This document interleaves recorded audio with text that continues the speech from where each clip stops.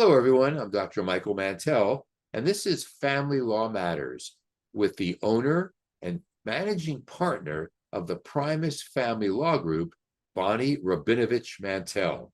Hi, Bonnie. Hi, Michael. How are you doing today? Very well. Thank you very much. How are you doing? I'm doing okay. Good.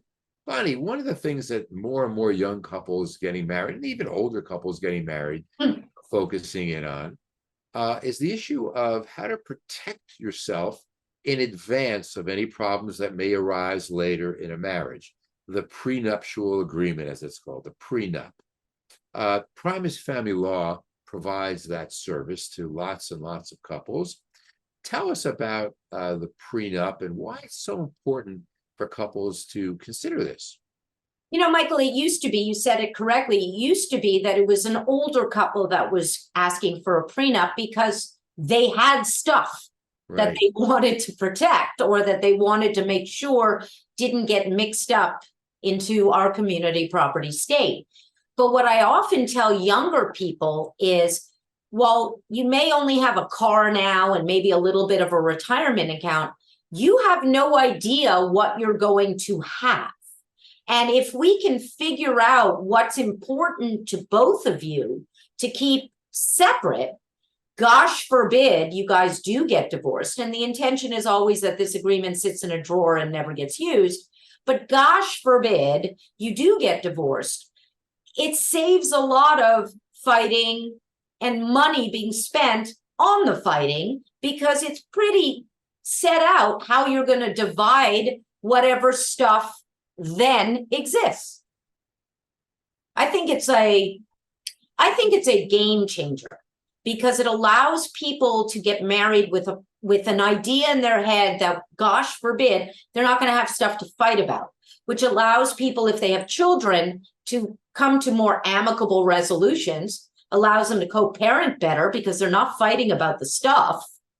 And I think it gives them a little bit of peace of mind. And so is it possible 20 years later, someone says, yeah, I wrote that prenup 20 years ago, but it doesn't apply anymore because this has happened, or we've got this now, or we lost that, or I don't have that. Does the prenup just apply across the board no matter what? Well, it depends who's drafting it. Okay, now if I'm drafting it, we're going to try to cover as many possibilities as possible. I've been doing prenups 24 years. And so I've tried to figure out what are all the loopholes. Now, obviously, Michael, you can't cover everything, but we do include language. For example, you have a Honda Civic today, you trade it in for a Mercedes. Obviously, we're not putting in, we don't know about the Mercedes yet. So language is usually put in that this vehicle and any subsequent vehicles. We do it so that we acknowledge, you know, a future business interest, a future retirement account, so that we acknowledge the fact that your life is hopefully going to change and get wealthier. Right. Bonnie, are you aware, and I have a feeling I know the answer in advance, but are you aware of any data that suggests that people who have prenups are more likely to use them and divorce than people who don't have prenups?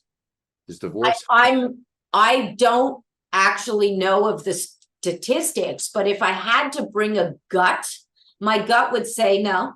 It doesn't change it at all because the prenup is not in contemplation of divorce, really. It's in contemplation of marriage because it's only effective when you get married.